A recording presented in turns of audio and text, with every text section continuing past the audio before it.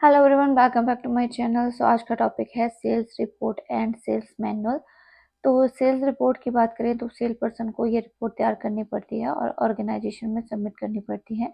ये उसके काम का एक ग्रास रूट होता है जो उसको सुपरवाइज किया जाता है, और जो सेल मैनेजर है उसकी टेरिटरी का उसको सुपरवाइज करता है। सेल रिपोर्ट सेल पर्सन के थ्रू अपने टेरिटरीज की दी जाती है, और ये अलग क्षेत्र के आधार पे हर इंसान की अलग अलग हो सकती है। इन ऑर्डर टू डायरेक्ट जो उसको काम दिया जाता है उसके अकॉर्डिंग ये रिपोर्ट देनी पड़ती है। अगर रिपोर्ट के अकॉर्डिंग काम कम पाया जाता है तो कंट्रोल एक्टिविटी सेल पर्सन के थ्रू दी जाती है, और सेल मैनेजर को ये इन्फॉर्मेशन जो है सेल मैन प्रोवाइड करता है।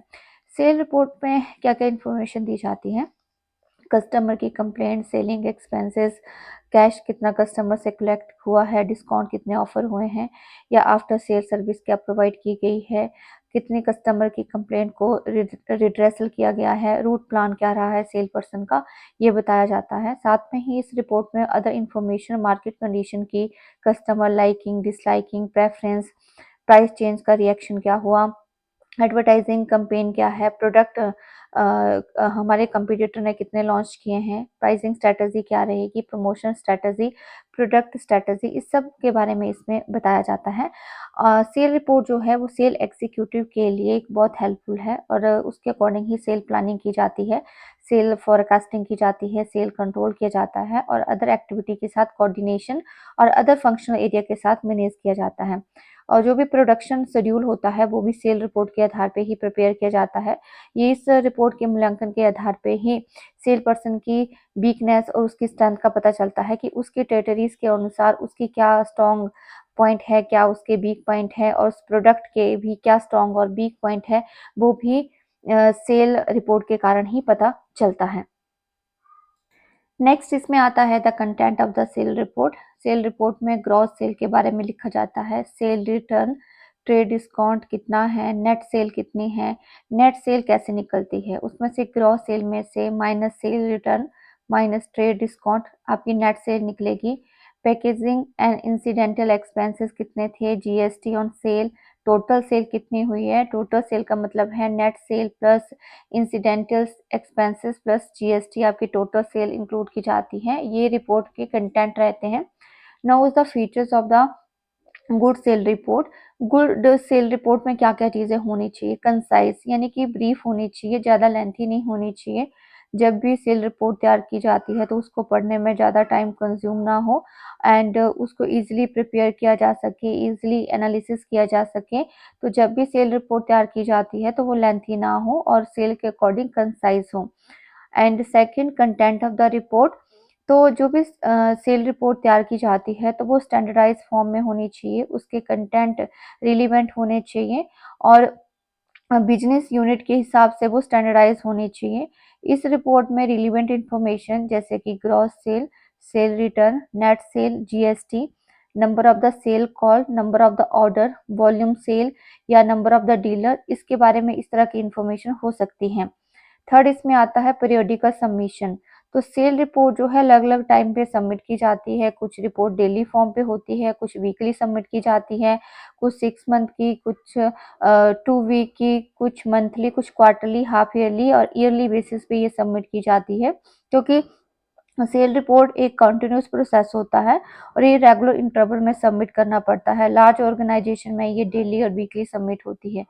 क्लासिफाइड रिपोर्टिंग की बात करें तो सेल रिपोर्ट आपकी अलग अलग प्रकार की हो सकती है, जैसे प्रोडक्ट वाइज सेल रिपोर्ट आपकी अलग होगी, कस्टमर वाइज अलग होगी। तो वो क्लासिफिकेशन के आधार पे इसका वर्गीकरण किया गया है, तो अलग अलग सेल रिपोर्ट होती है, और उस मतलब क्लासिफिकेशन के आधार पे इसका अलग अलग एनालिसिस होता है। Market information. तो सेल रिपोर्ट में कुछ मार्केट इन्फॉर्मेशन भी प्रोवाइड की जाती है, जैसे कस्टमर की कोई कंप्लेंट है, सुजेशंस हैं, या कंपटीटर की कोई स्ट्रैटेजी है, कस्टमर की liking, disliking, taste, preference, environment के अकॉर्डिंग होने वाले चेंज, गवर्नमेंट चेंजेस किस तरह सेल को इफेक्ट कर रहे हैं, उसके बारे में भी सेल रिपोर्ट में इंफॉर्मेशन दी जाती है। इसके अलावा online submission of the sale report. आजकल जो है मॉडर्न टेक्नोलॉजी का यूज किया जाता है, तो अब मैनुअली ज़्यादातर रिपोर्ट सबमिट नहीं होती है, ऑनलाइन रिपोर्ट सबमिट होती है, क्योंकि इससे टाइम भी कंज्यूम होता है, पेपर वर्क ज़्यादा नहीं होता है और कॉस्ट भी कम आती है। Now is the next our point is objective. So objective of sale report क्या है? फर्स्ट आता है evaluate the performance of the sales person.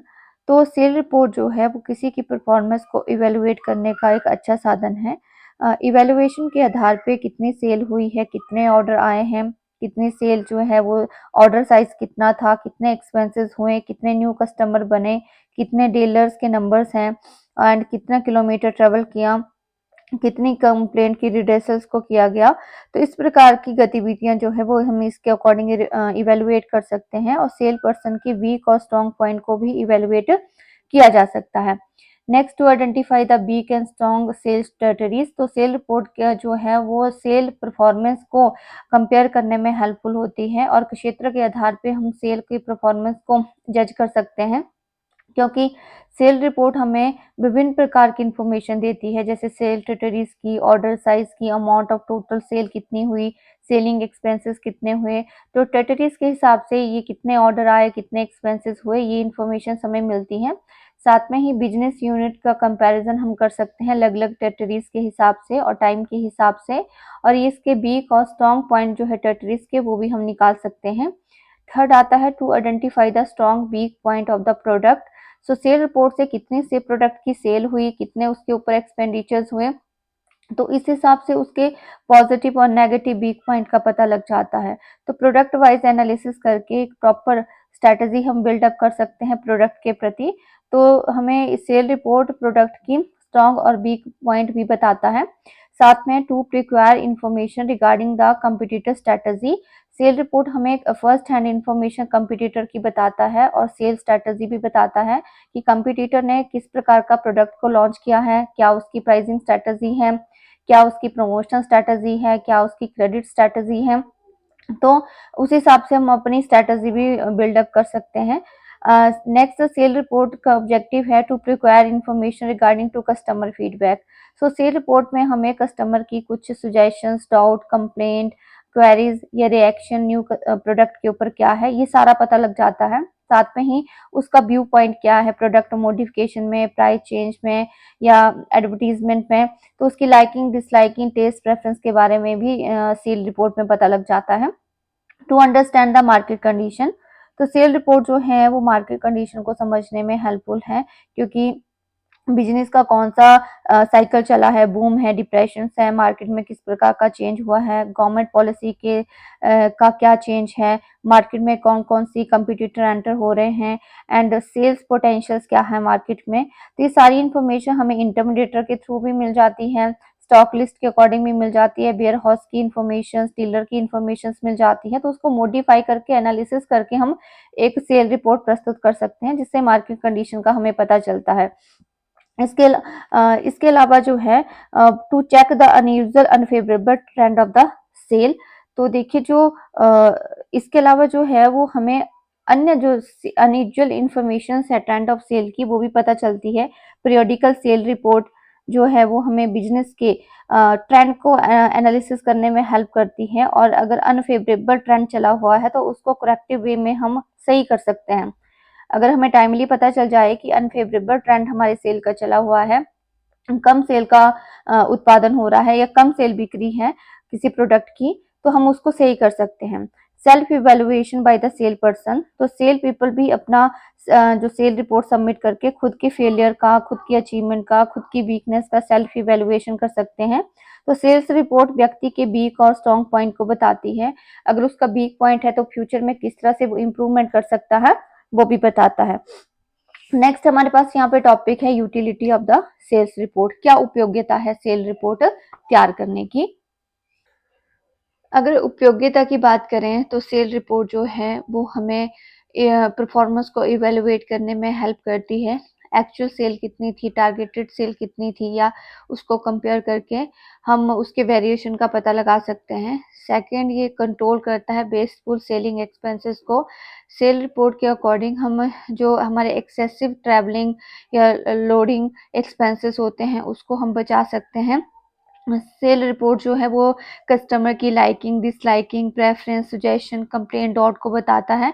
तो हम अप्रोप्रिएट मार्केट स्ट्रेटजी बना के कस्टमर को सेटिस्फाई कर सकते हैं। अदर ये कंपटीटर की स्ट्रैटेजी की एक्टिविटी को समझने में हेल्पफुल है कि कंपटीटर की pricing strategy, promotion strategy, product strategy क्या है, जिससे कि हम कंपटीशंस का फ़ायदा उठा सकें। सेल रिपोर्ट जो है वो प्रोडक्शन शेड्यूल को कोऑर्डिनेट करने में हेल्प करती है ताकि सेल जो है वो हाई हो सके, प्रोडक्शन एक्सपेंड हो सके। सेल रिपोर्ट लॉजिस्टिक प्लानिंग के लिए हेल्पफुल होती है, यानी कि वेयर हाउस की लोकेशन कहाँ होनी चाहिए, स्टॉक लिस्ट, डीलर कहाँ होने चाहिए, कैसे सप्लाई होनी है, मिनिमम टाइम में कैसे हम सेल कर सकते हैं, तो उसके लिए भी हेल्पफुल होती है। सेल रिपोर्ट से डिफिकल्टी जो है वो सेल पर्सन की पता लग जाती है कि सेल पर्सन को किस किस प्रकार की डिफिकल्टी हो रही है। एंड जो डेली सेल रिपोर्ट होती है उससे रूट प्लान और का पता लग जाता है, हमें परफॉर्मेंस का पता लग जाता है, तो उसके लिए हेल्पफुल होती है। Now is the next point is type of sale report. Types of sale report की बात करें तो डिफरेंट डिफरेंट टाइप है। प्रोग्रेस रिपोर्ट है, area wise report, personal wise report, product wise report, customer wise report, तो वो अलग-अलग हैं। फर्स्ट हम बात करते हैं प्रोग्रेस रिपोर्ट या कॉल रिपोर्ट। ये जो रिपोर्ट होती है वो इंडिविजुअल की, सेल पर्सन की इंडिविजुअल होती है कि कितनी उसने सेल की है विद इन द टाइम। इस रिपोर्ट में ये इंटरवल के अकॉर्डिंग भी तैयार की जाती है और रेगुलर भी तैयार की जाती है। इस रिपोर्ट में जो इन्फॉर्मेशन है वो कस्टमर कितने कॉन्टेक्टेड हुए, कितनों को सेल किया, इसके बारे में दिया जाता है और सेल पर्सन ने कितना परफॉर्म किया।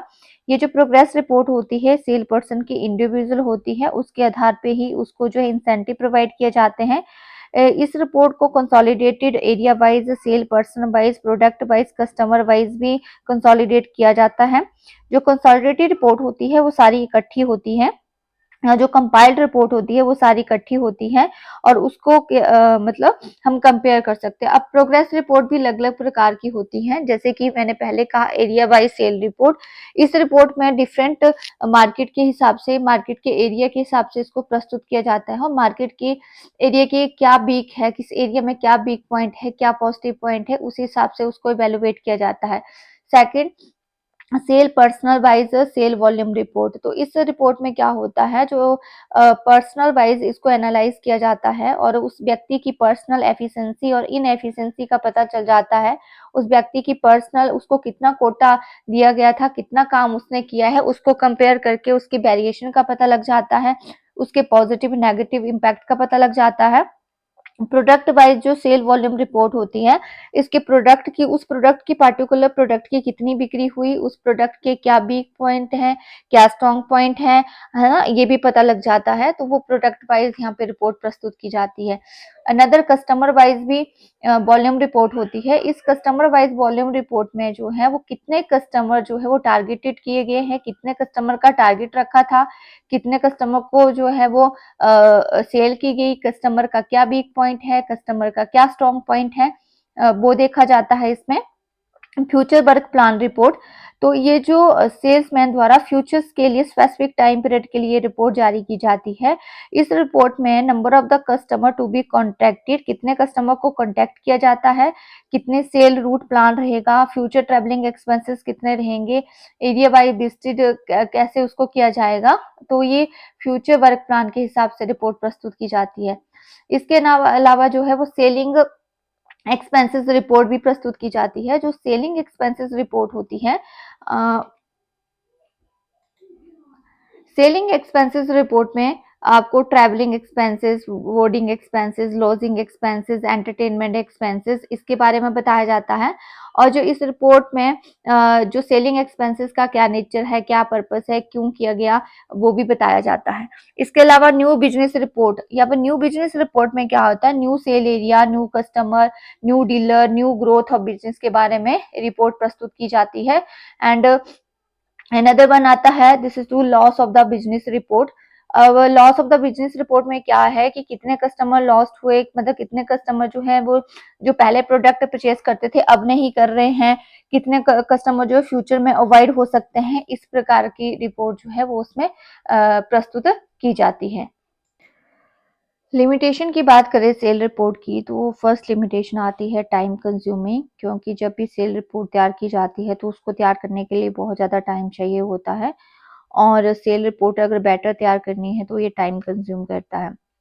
नेक्स्ट इसका लिमिटेशन है एक्सपेंसिव प्रोसेस। सेल रिपोर्ट को तैयार करना थोड़ा एक्सपेंडिचर से रिलेटेड है और इस पे थोड़ा खर्चा हो सकता है और स्मॉल ऑर्गेनाइजेशन इतना अफोर्ड नहीं कर पाती है। ज़्यादातर जो सेल रिपोर्ट है वो बिग ऑर्गेनाइजेशन अच्छे से तैयार कर पाती है क्योंकि इसके लिए लैपटॉप, टैबलेट, स्मार्टफोन इस प्रकार की ज़रूरत पड़ती है। Frustrating to among sale person. Sale report तैयार करना थोड़ा फ्रस्ट्रेटेड काम होता है क्योंकि इससे हमारे मोराल के लिए नेगेटिव इम्पैक्ट पड़ता है। Difficulty in fixing to individual responsibility.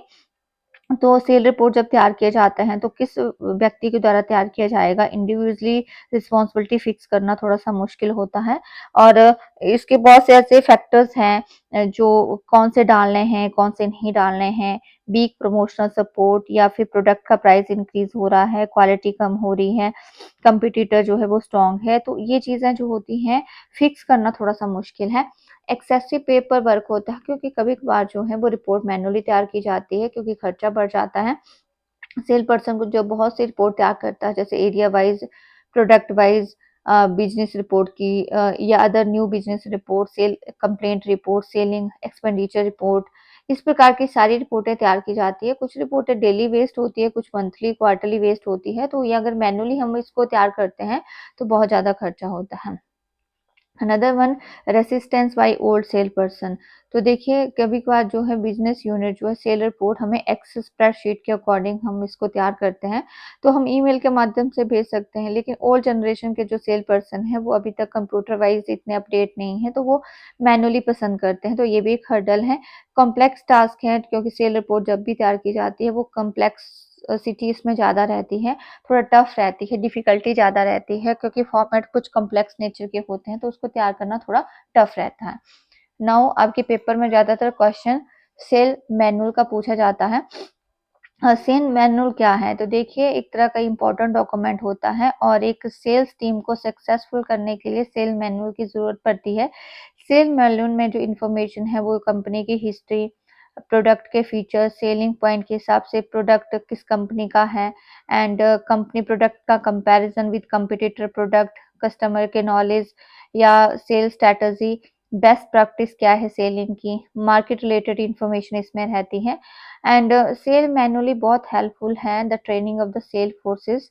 जब हम सेल को ट्रेन करते हैं, सेल पर्सन को ट्रेन करते हैं, तो उसमें सेल मैनुअल न्यू एम्प्लॉय को दिया जाता है ताकि उसको स्टडी कर सके और सेल पर्सन जब वो नया आता है नया जॉइन करता है तो इंडक्शन उसकी होती है।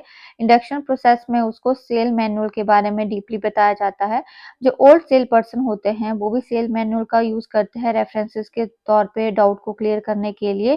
सेल मैनुअल कोई स्टैटिक डॉक्यूमेंट नहीं है, एक डायनामिक डॉक्यूमेंट है क्योंकि इसमें चेंज होते रहते हैं, जो रिवाइज़ होता रहता है सेल मैनुअल और ये मार्केट की अपडेट को हमें बताता है।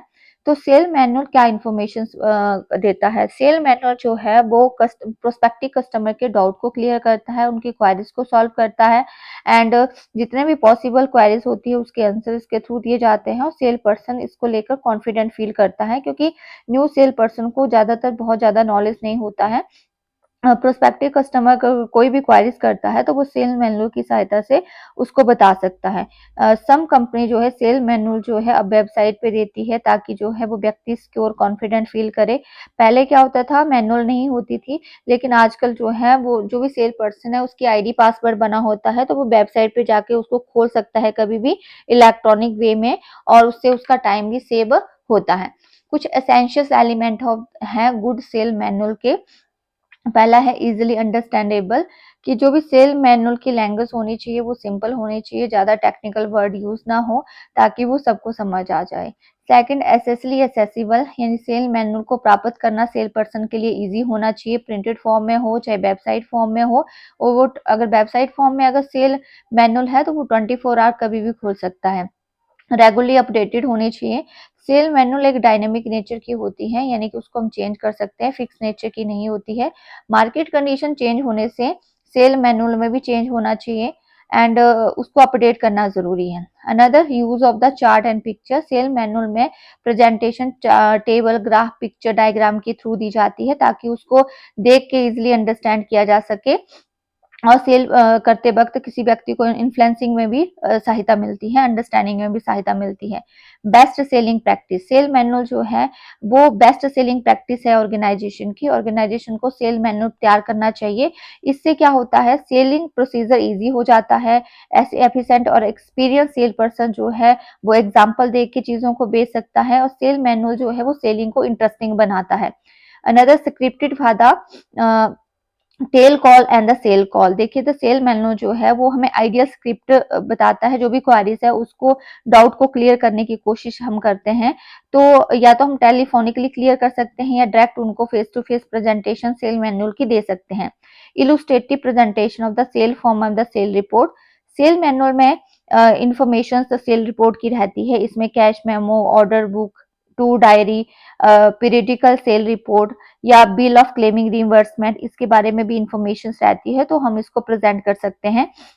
Instruction for using the software, आजकल विभिन्न प्रकार के सॉफ्टवेयर कंपनी यूज करती है, उसको कैसे यूज करना है, तो सेल मैनुअल इंस्ट्रक्शंस भी प्रोवाइड करता है सॉफ्टवेयर को यूज करने की, कि सेल पर्सन को विभिन्न प्रकार के सॉफ्टवेयर किस तरह से यूज करने हैं। और जो लोग आईटी एक्सपर्ट नहीं है तो उस इंस्ट्रक्शन को देख के उस सॉफ्टवेयर का ज्ञान वो ले सकते हैं।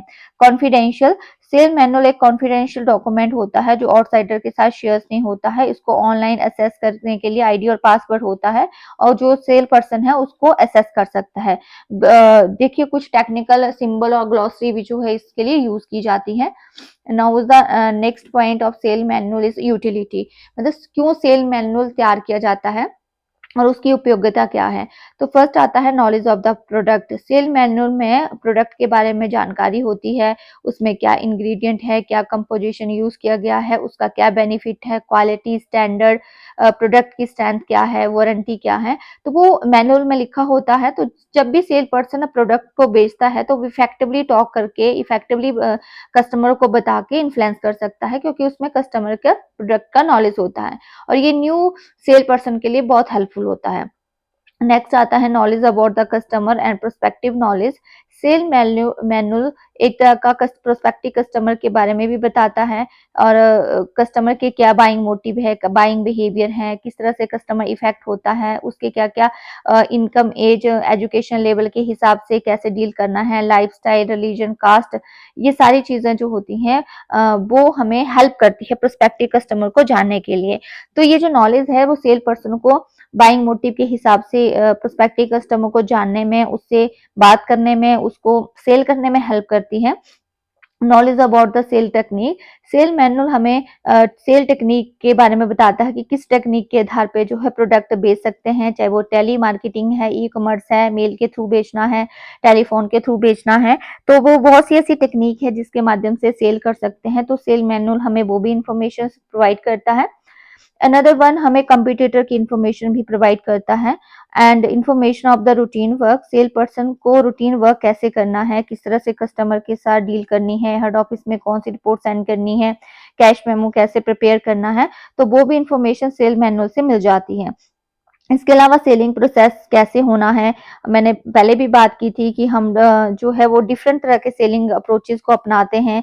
तो प्रोस्पेक्टिव कस्टमर की जानकारी लेना, अप्रोच करना, उसके बाद उनको फॉलो अप करना, पोस्ट परचेज के हमारे क्या क्या हमारी रिस्पॉन्सिबिलिटी है सेल पर्सन की, तो वो भी सेल मैनुअल से पता लग जाती है। Information about the dealer and the channel of the distribution, sale manual हमें सेल पर्सन को डीलर कौन है, channel of the distribution organisation का किस तरह से है, किस तरह से सेल की जाती है, एंड किस तरह से चैनल मेंबर्स जो है वो टेरिटरीज के हैं, क्रेडिट टर्म्स क्या हैं, और किस तरह से कंपनी अदर लोगों के साथ रिलेशन क्रिएट करती है, तो उसकी इंफॉर्मेशन भी सेल मैनुअल से पता लग जाती है। अदर इंफॉर्मेशन जो है, information information about the service condition and the remuneration, तो in case the new recruitment, अगर नया व्यक्ति सेल पर्सन को रखा गया है तो उसको कितनी रेमुनरेशन देनी है, किस तरह से उसका कमीशन सेटअप करना है, बोनस क्या उसका रहेगा, उसको किस तरह से परमिजिबल बोर्डिंग एक्सपेंडिचर्स देने हैं, अदर फैसिलिटीज देनी है, तो वो भी सेल मैनुअल से पता लग जाती है।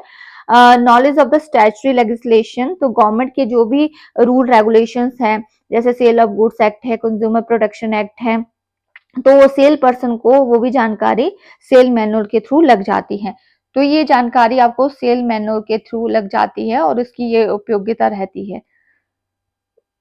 Now is the limitations of the sale manual, possibility of the leakage, sale manual अगर लीकेज हो जाए तो कॉन्फिडेंशियल इंफॉर्मेशन को चोरी होने का खतरा रहता है और कंपटीटर उसका फायदा उठा सकते हैं। नेक्स्ट प्रॉब्लम रहती है restrictive creativity and the freedom of the sale person.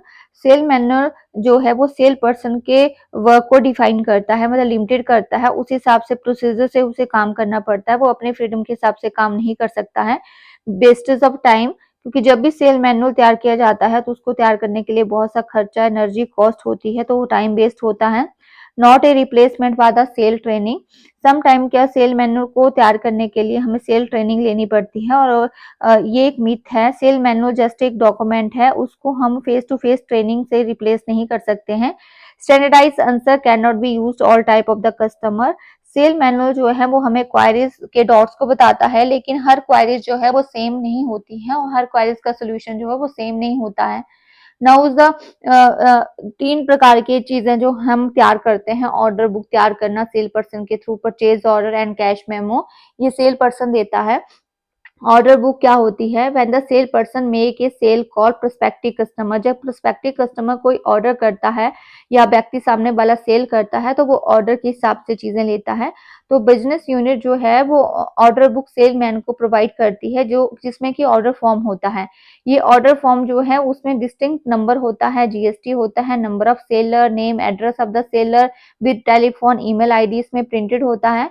जब बायर किसी चीज को परचेज करता है तो सेलमैन जो है वो ऑर्डर बुक से फॉर्म भर के देता है। ये यहाँ पे ऑर्डर को रिसीव करता है, ऑर्डर नंबर की डिटेल को रिसीव करता है, बायर के नेम एड्रेस को लिखता है, बायर के फोन नंबर को लिखता है और बायर के ईमेल आईडी को उस पे लिखा जाता है ऑर्डर फॉर्म में। सो जो भी डिस्क्रिप्टेड गुड्स होती है वो किस प्रकार की गुड्स है, जैसे नेम ऑफ प्रोडक्ट क्या है, क्वांटिटी कितने की है, प्राइस क्या है, अमाउंट क्या है, वो ऑर्डर फॉर्म में लिखा जाता है। इसके अलावा भी जीएसटी जो है वो कितना सेंट्रल गुड्स सर्विस टैक्स है, कितना एसजीएसटी है, कितना सीजीएसटी है, वो भी उसमें लिखा जाता है ऑर्डर बुक में, एक ऑर्डर फॉर्म में। नाउ द परचेज ऑर्डर की बात करते हैं। Institutional buyer purchase some goods on the regular basis, यानी कि जो कंपनी है वो रेगुलर बेसिस पे चीजें परचेज कर सकती हैं, कुछ क्वाटेशन के आधार पे चीजें परचेज की जाती हैं, लेकिन जो भी इंस्टीट्यूशनल बायर प्रिपेयर चार्ट होता है या कोटेशंस होती हैं वो सेलर परचेजिंग ऑर्डर के थ्रू ही ऑर्डर करता है, यानी कि परचेज ऑर्डर बुक तैयार की जाती है जिसके आधार पे ही ऑर्डर परचेज किया जाता है। परचेज ऑर्डर बुक जो है वो परचेज ऑर्डर फॉर्म के आधार पे तैयार की जाती है, जिसमें कि name and the address of the buyer, phone number, email ID of the buyer, GST number of the buyer यहाँ पे लिखा जाता है। Name and address selected seller, मतलब फॉर एग्जांपल कि जब भी हम परचेज ऑर्डर लेंगे तो उसमें जीएसटी नंबर होता है, सीरियल नंबर होता है, डेट होती है, ऑर्डर नंबर होता है, डिस्क्रिप्शन ऑफ द प्रोडक्ट होता है, क्वांटिटी, रेट क्या है, अमाउंट क्या है, उस हिसाब से जो है परचेज ऑर्डर तैयार किया जाता है। कैश मेमो क्या होता है कि जब एक्चुअली हम किसी प्रोडक्ट को सेल कर देते हैं तो हमें एक मेमो जारी करना पड़ता है, उसको कैश मेमो कहते हैं। ये मेमो एक तो बायर के पास चला जाता है और एक जो है वो सेलर के पास रहता है, तो उसको हम कैश मेमो कहते हैं। तो आज के टॉपिक में हमने सेल रिपोर्ट और सेल मैनुअल पढ़ा।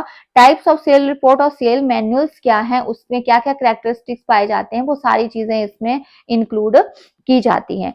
कल हमारा टॉपिक रहेगा एथिकल एस्पेक्ट ऑफ सेलिंग।